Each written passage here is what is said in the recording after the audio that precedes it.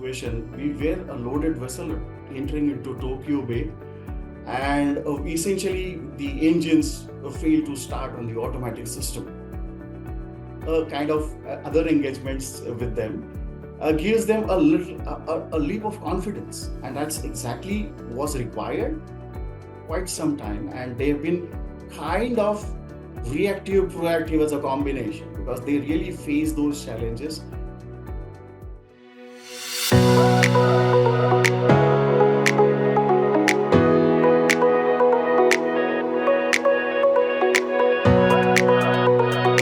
Hello, everyone, and welcome to FaceTime with Leaders, a podcast series brought to you by Directors Institute, World Council of Directors.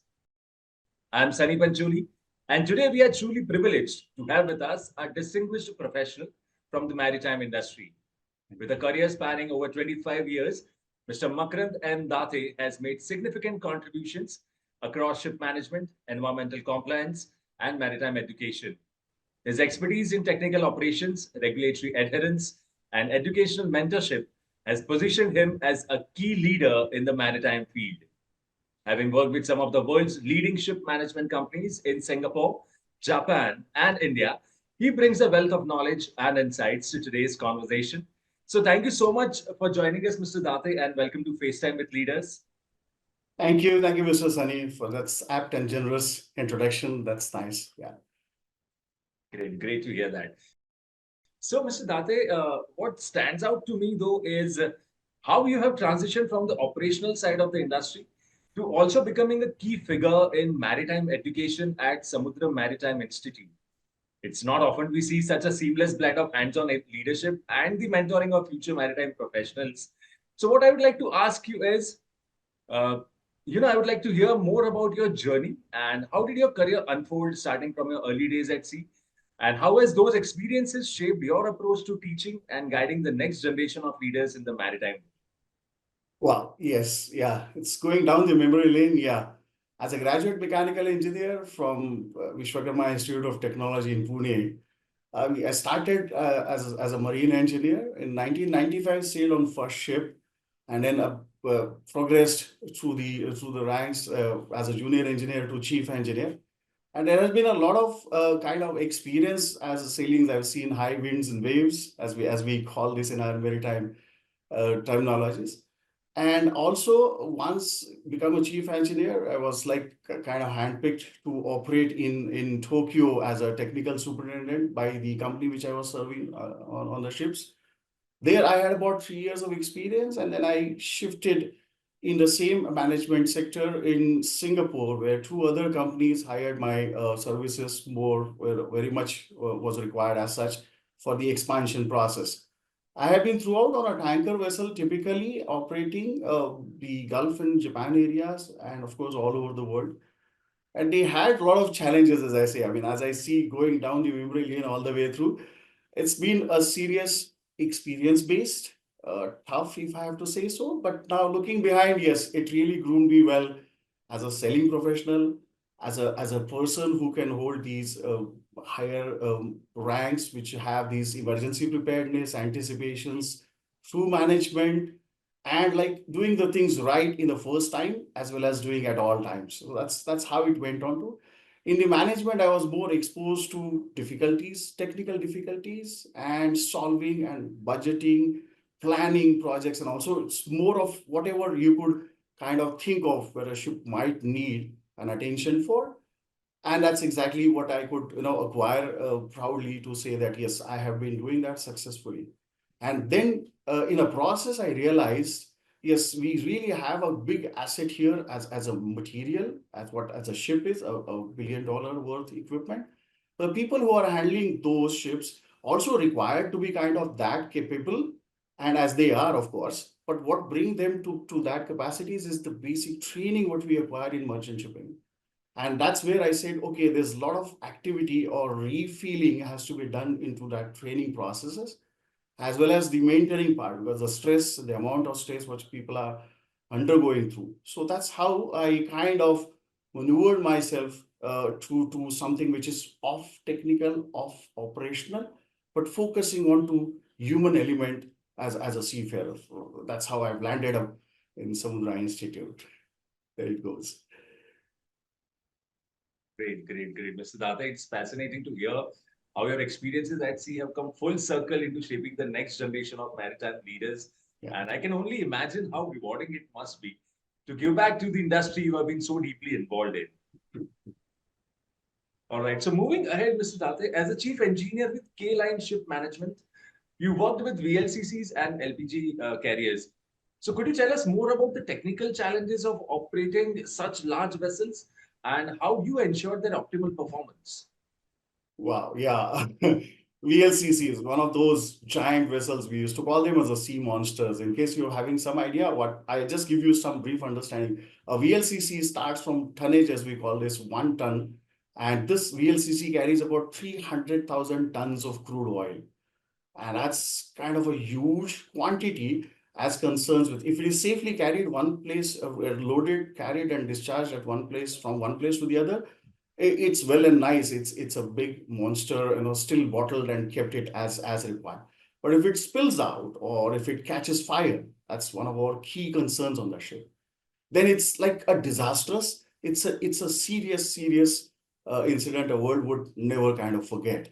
So that's the kind of responsibilities and a technical being as a chief engineer on such vessel. It is always being a challenging and a pressure. The confidence only will come through rehearsing and through understanding and having a sufficient knowledge. I had an experience, just since you referred to VLCC, I did have a serious kind of a situation. We were a loaded vessel entering into Tokyo Bay, and essentially the engines failed to start on the automatic system. And as we don't have the engines, we are having this monster, out of control, or rather, and you're entering into Tokyo Bay. I mean, nothing else you could think of at that point of time. It'll be like a close to dead situation or a dead end situation. Of course, the training what we have or the presence of mind as it one of the quality which we have to muster at all times, and a peace under pressure. I mean, not a peace as such, but yeah, the reaction of how you behave under pressure really was put to test on that day for me. And there are methods that you can take over the controls in a local way, and where some of the safeties are bypassed. They are in your head as you go by, and you work as a filler for those particular bypasses, safeties, and all. So we took over the vessel suddenly on a local control, discussed with master with pros and cons, risk assessment as a quick understanding of what are we actually looking at. And further, if we could really take the vessel safely in a loaded tanker with local control, which is like a kind of a challenging situation, as we sometimes we call this as it's like you got to have nerves of steel to take up those challenges. Many people have kind of undergone this. It's not one single kind of an incident, but however, it needs a lot of quick thinking, the emergency management, the confidence in your team, which I had a very, the best of the team there. And we did work out, and then entire process went on. We did the troubleshooting while the ship was in movement and many other things. So professionally, that's something which I would really cherish so far, even today. This has happened what in 2007, 2008, so to say. And probably that has triggered the promotion in the company. Then that is how I was then promoted to come to Tokyo office to operate 4 more vessels under my vigilance. So yes, as a chief engineer, it was one of the remarkable incident. We still remember this, yeah, as again on this occasion. Yeah. Incredible, truly. Mr. Data, it's truly incredible to hear about the scale of challenges you face with such massive vessels. And it really highlights the complexity of keeping things running smoothly, especially in such a high regulated and demanding industry. Really. All right. So moving ahead, Mr. Date, you successfully led a digitalization project for 44 vessels, Yeah. implementing new technologies across the fleet. So what were some of the key challenges in driving this digital transformation in maritime operations? Wow. Yes. Soon in the office, after doing sufficient technical aspect and few exposures to the auditing, which, yeah, I used to do ISM, ISPS, MLC auditing as well as the compliance auditing. This is very specific audits as a Marpol audit as well. So I had these accreditations, and after doing these processes, the challenge came in compliance. If you're aware, there is a MARPOL regulation, MARPOL 7378, which requires a compliance to Annex 6, which is relating with the air pollution. And this digitalization is kind of a small, or not small, a very distinctive step towards recording the amount of fuel which you consume on the ship and the amount of emission by way of which you actually do while transporting the cargo. Like if I have to just give you some idea that the amount of 1 ton of cargo transported 1 mile, how much of CO2 have you emitted? That's your carbon footprint. Basis that there was no specific way of exactly pointing out how much fuel has been consumed for carrying out this particular task, transferring 1 mile, 1 ton of cargo, and then over a period of, like if you're traveling from Gulf to Japan or if you're traveling Gulf to USA, you may be traveling 2,000 miles or 3,500 miles and so on and so forth. So this particular step was required, and company, my parent company, did have this intention that our vessels, we should have something of this going on in kind of proactive action, so that we are ready when it comes for our ships to be specific about what consumption, what emissions we do. They wanted a person to be focused particularly on this, and I volunteered. Good that I did that now. Yes, they had to have someone who's technically capable of having understanding of these in nitty-gritties, so to say, and having an execution kind of a power, or once given power, he will be able to execute those well. Those 44 vessels, one owner, and throughout the management company which I was working with, and our task was to procure, test, fit, make it working, make the cloud software working, and so on and so forth. So it was through a project from scratch till the delivery point, while the owner is happy to say that the compliance, which is like the risk with compliance was much associated with this, that we are sure what data we are getting is most realistic as well as presentable as a profile of a vessel. So it really did have nitty-gritties in it. Software industry, the hardware industry, the equipment, the people on board, which was like my friends, of course, and so many others, they really had to work through this process, understanding and implementation. The compliance related, the change of pipelines and pressure testings and equipment fitting and gestures and all this. So it was a good project in a way, which needed a kind of red carpeting every step as we achieved to. And yes, successfully I've achieved it on 44 vessels during my last 2 or 3 years. So it's a great thing to do. Now I see it's more often. It's fun. I must say, Mr. Date, that's a huge, huge undertaking, and it's fascinating to hear about the hurdles you faced.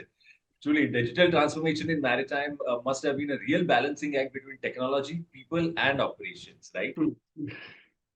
Seriously, Great. not much So of an Mr. Date, interface. I mean, just to add, not much of an interface for computers or digitalization or soft systems programs, because it's a physical movement. The people on board handle things physically, so it's very difficult to go something out of logic if they don't develop that logic. That's one. And then something which is not visible is not very easy to comprehend for the people out there. And for the rest of the world also, if the data is not visible, they will not be able to appreciate the efforts done by the ship to save the carbon footprints. So we had to bridge in there to say, look, this is what we have done, and this is something which is minimum the carbon emission would occur if you really want this cargo to be transferred from this place to this place. So yeah, that's the addition to it. absolutely, absolutely, Mr. Date. All right. So moving ahead, you have been deeply involved in maritime education, currently serving as a faculty member of Samundra Maritime Institute. So, what motivated you to transition from industry operations to education, and how has this shift impacted your professional perspective? Great, great. Yeah, as I say, I mean, it has been a real see-through where whatever profiles I've run through in the ship management business. We definitely know the core principle of the management is it's the management of men, material, and money as transformed into time. So we had an excellent equipment, let's say ship, as I say, a billion or multi-billion dollar equipment, technologically advanced to that level, whichever it's has undergone stringent legal requirements and compliance achieved through, and sufficient amount of money to run it, and the time, of course, the time and money are always into those short, what do I say? There's an enough shortage to it. But the people who really kind of, we say that people will make or break the ship. That's our way of addressing it. So human resource is something which has to be dealt very well, and shipping has been having a good training regime so far.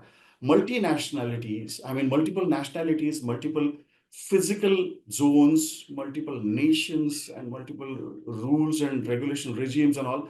It's been seriously difficult for seafarers to really to keep up and cope up with those requirements. However, that is still demanding, and a person like a master or a chief engineer, or even other two junior ranks, which we call this as a top management aspect on the ship, they required to be really trained to those aspects as well. Probably they are handling vessel as an equipment easy. However, when it comes to dealing with external parties, like you go into a port, some external law enforcement agency people are going to visit, they're going to scrutinize your operation for your performance and so on and so forth. It's multinational, truly.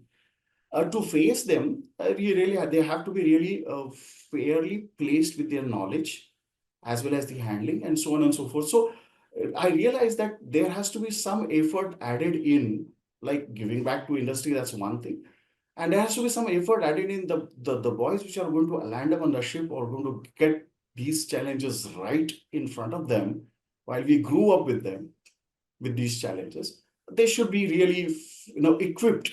A person with less of a knowledge, or the person with less of exposures to situations, with less of rehearsing, less of training, essentially will fail. I mean, that's my belief, and that's very much apt when we undergo training and we see the result, and we see that now I'm in a better position to handle the situation. And that's what I see when I'm doing this as a mentoring and training for the students, cadets, and professionals. Once they sit nicely, peaceful atmosphere, see through the danger face to face, eye to eye, and understand without having a kind of other engagements with them, gives them a leap of confidence, and that's exactly what's required. And I kind of enjoy doing this, and that's really a pleasure as you improve the human factor in the industry. That's really great as I count it. Absolutely, absolutely, Mr. Date. It must be incredibly rewarding to pass on your knowledge and see how the next generation of maritime professionals adapt to an ever-changing industry, isn't it? True, really. It's been highly demanding, and whatever I've gathered, yes, it is through the training. The industry has a good region, and I'm just kind of adding a quality element with a distinct advantage of passion of teaching, and then I can quickly relate with so any age of the age group. If I really quote that very boldly, it's easier to connect. Once you connect with the people, they are easy to receive your experiences, see through the issues, and you are also glad to acknowledge good and bad deeds. Some things you may have missed out, but your student should not miss out. That's the honesty which we give, and something which I have done. Not that I'm really a hero, but then, of course, if that's required and you're a professional, you also have to imbibe this. That's the transaction which we seriously enjoy. Yeah, it's been there for last one and a half year, and I'm really happy doing that. Right. Great, great, and very rightly said, Mr. Date. So, accomplishing so much throughout your career, from leading digital transformation projects to shaping future maritime leaders, looking ahead, what are some of your personal and professional aspirations for the future? And do you see yourself taking on new leadership challenges, perhaps in the boardroom role, or continuing to mentor the next generation in a different capacity? True, really, yes. As my career progression, since I have exposed myself, I have really, minutely administered the things which I do and the role which I play in the industry. So just by doing a technical superintendency wasn't really sufficient as an exposure to the whole sum of the operation of the industry. So I shifted to auditing. I shifted to focused environmental auditing, which is one of the key compliance factor when it comes to ships. If ships are not following the environmental compliance related rule, which is MARPOL, and there are local rules as OPA and so on, it is definitely will be taxed so much, and it will be having a fine, loss of face, and exorbitant claims. To really safeguard the people and the asset from having such exposure, a legal risk as we call this, I had really focused myself fairly to work on this, and I've audited more than at least 50, 55 ships for all these aspects. So are they having the procedural matter done correctly? Do they have compliance achieved through the processes or not, knowing or unknowing, not understanding the importance? Are they slipping out, which is exposing the company to serious fines and so on? So it really did help me to administer through the process and like upgrade myself in my own views. And with so much of exposure, I really fairly confident, or rather fairly focusing for a higher goal or higher post in a board of directors, which makes me more enabled to pass on these essential things. And while doing that, I can really expose to more difficult situations myself and learn through the process. Learning is education is like it's two faceted mostly. You teach and you learn. It has to go hand in hand, and then you perform by doing both. So that's something which I'm really aspiring as a perfect fit in my career goal, by way of which all it's kind of a win-win situation. If I get to this, I whatever I do or whatever I kind of teach will be taken seriously, as well as sharing will be having much substance in it, by way of which industry and by large definitely will be benefited. So am I. I mean, that's how it is. Rightly said, and it's inspiring to hear about your plans for the future, Mr. Date, and whether it's stepping into new leadership roles or auditing roles or continuing to mentor maritime professionals, your passion for the industry really shines through. Thanks a lot. It is really there. Industry has given me sufficient to stand out, stand alone, and be in the leadership kind of a position, which I really give a lot of share to actually the training process which this industry has imbibed. I would say by and large they focus by way or the other, either who finances is kind of immaterial, but they focus much on training, even for a small element of it. Like there's a personal survival technique which one has to acquire, like how to jump from a ship if there's an abandoned ship situation. There is a way of jumping. You wear a life jacket and then you jump into the water. We had this training essentially done. Industry has oriented the process in this way that before this training you will not be joining a ship, your first ship. So it had these basic structure of having a training. And after having so much of training from the industry, I realized this has really changed many of them, and including me.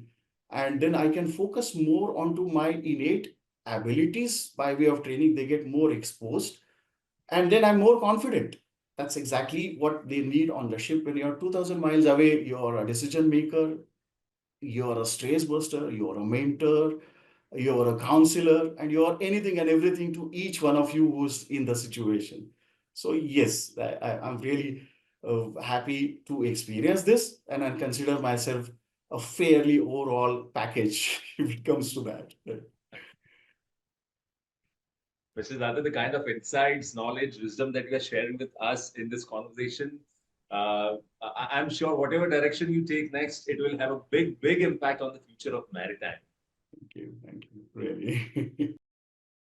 So, continuing our conversation with your focus on environmental compliance, how do you think ESG, that is environmental, social, and governance principles, can be better integrated into maritime operations, especially when it comes to managing fleets and reducing environmental footprints?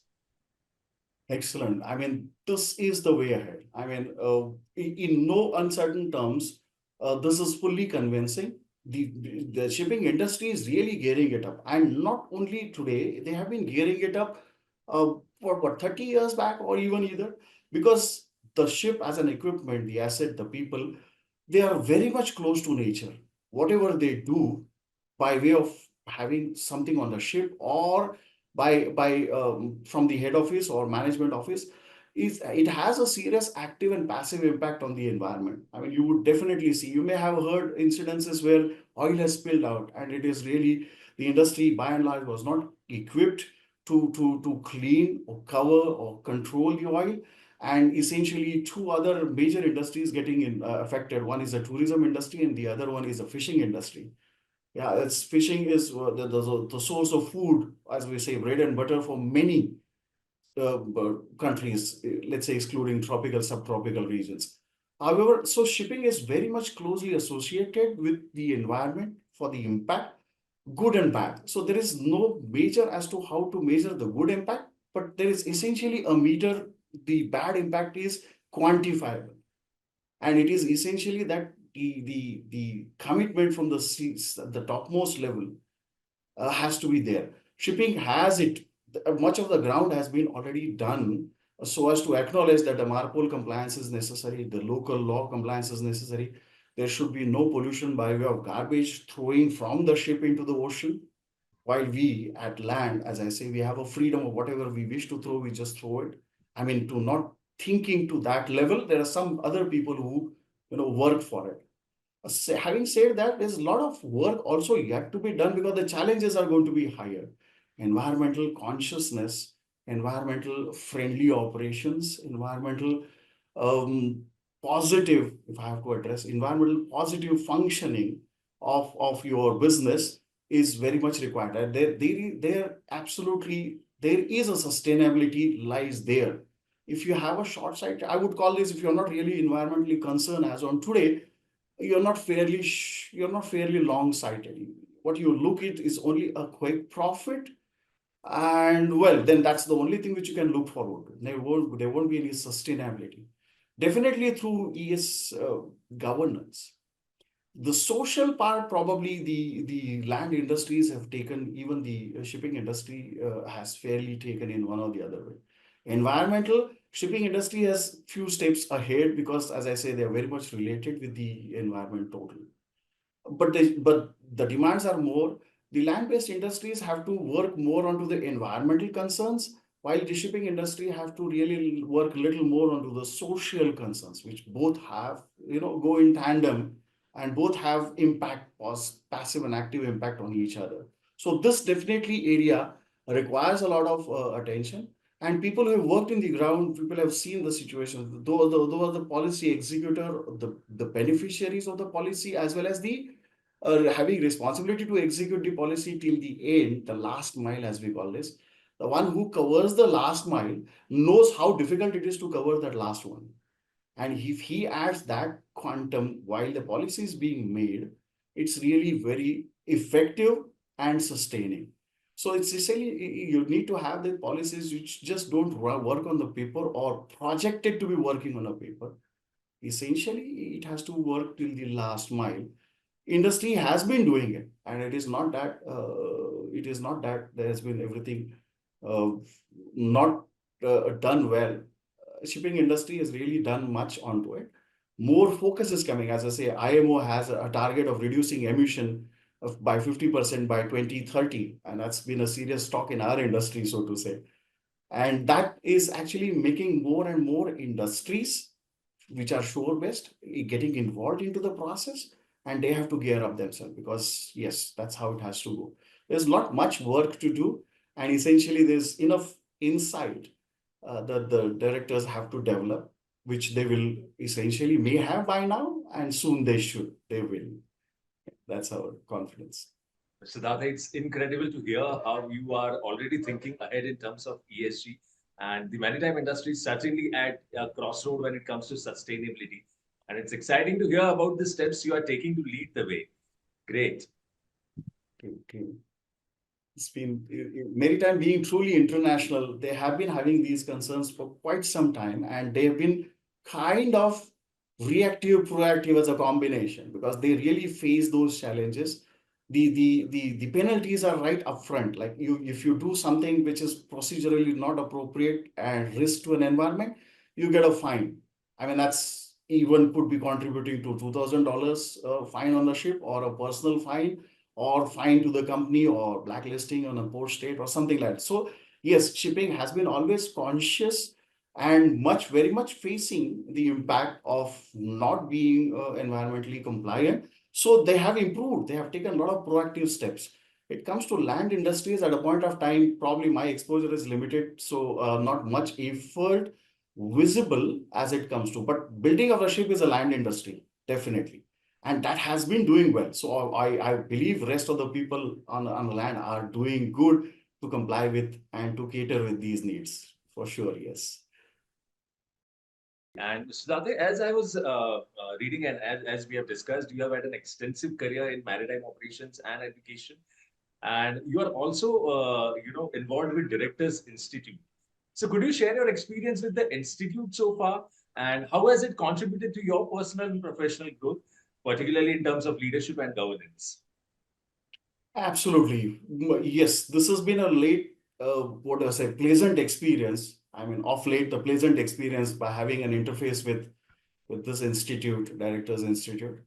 As I say, as like, yeah, I was like searching for a career progression and was thinking about, of course, some training has to be there. As I say, I mean, by and large, as I am, I'm definitely should be oriented or should be trained to be in that director's position, independent director's position or otherwise. So essentially, there was a platform needed, and WTC really fills this institute fills in that particular gap as if they have actually known what is required. And when I came across their campaign, I realized how apt this is when it's actually a win-win situation. Industry needs it. By now I can read that company law makes it essential that at least one third or more you should have an independent directors which are kind of not connected any which way but carry the expertise, and the demand on expertise is tremendously high. Now if I change myself into the shoes who's actually being a director, if he has to find an independent director, how is going to find one? I mean, the other way is more challenging to maintain the compliance. For a genuine compliance, also there is a sufficient amount of difficulty, which this Directors Institute is actually catering, is grooming those professionals, orienting those professionals. For me, it's a great benefit. It's a pleasure to learn, to run through the process as a beginner, and at this age, being a professional at one particular field, I'm still kind of a neophyte or a beginner at a point of time, and I'm enjoying it. So that's the effect which they've achieved. It's great thing. Fantastic, fantastic, Mr. Dade. Truly, it's fantastic to hear how the Directors Institute has played such a pivotal role in your leadership journey. True, As you true. said rightly, I am of this ESG compliance thing.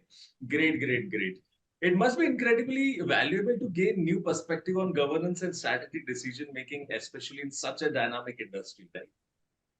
Absolutely, absolutely. I mean, if you ask me, really not much of an insight, authentic insight. We used to hear and I hear say many things. Even my company, we had board of directors meeting, also many meetings, and I used to always wonder who are these strategy makers, who are these mission and vision statement makers, who are those policy makers, and how do they function? Sometimes how they aptly see things, sometimes how they miss, sorry to say, sometimes how they really don't see the right thing.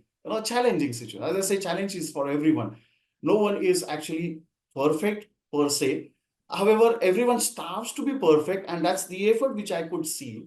And essentially, when it comes to those roles and all, you really need a bridging. And definitely, there's a lot of compliance which is law makers have actually put in through the portfolio of the board of directors. And definitely, it will be challenging for the present set of people, as by their age, by their expertise, and throughout sustainability, or like 50 years, if I have to see through, there's a lot of work is required to be done, and definitely need these institutes to foster more and more skill to achieve. Those who can achieve should actually enroll and quickly come to those to surface into that list, if I have to say, so that much option is available for the board, whether they select this or that. they should have that option because the best is then given to the industry, and that's what should be achieved. That's the motto. It's been achieving. Right. Thank you so much for your candid insights, Mr. Date. And we truly appreciate you taking the time to join us today and share your wealth of knowledge with us. So, on behalf of Directors Institute, we wish you continued success as you keep shaping the future of maritime industry. And we are really excited to see where your journey takes you next. Wow, thank you very much. I mean, it's pleasure is all mine, Mr. Sunny, having such a nice interaction, and it's kind of open heart discussion, although professional, of course. We are all there. We are all a combination of human being is always a combination, what he thinks, what he carries, and how he looks forward. It's really a pleasure having an interaction, Mr. Sunny, with you. So great. Yeah, I appreciate it. Great. So that was Mr. Date with us. And that brings us to the end of today's episode. We hope you have found inspiration in the stories shared and the valuable lessons learned. Stay tuned for our next episode where we will continue to bring you stories from visionary leaders making an impact in their industries. Until then, keep striving for excellence and enjoying the adventure of your own unique journey. Thank you so much and have a nice time.